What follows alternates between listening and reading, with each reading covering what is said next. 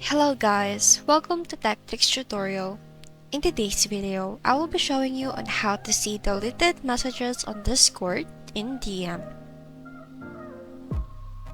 So first things first, you have to download the event card on your PCs, and then after that, you need to install it to your Discord and make sure your Discord is closed when you're doing this.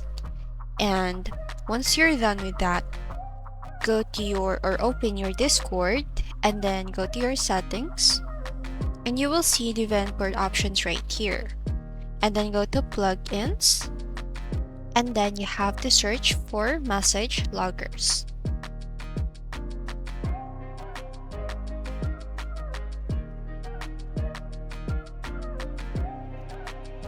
Now you have to enable this one, and then after that you have to restart your Discord. And then now let's try to chat something, and let's delete this one. And as you can see, it's not disappearing, and you can still already see the message that you've just been deleted. And then that's it guys. I hope that you learned in this video. Thank you so much for watching. Don't forget to like, comment, share, and subscribe.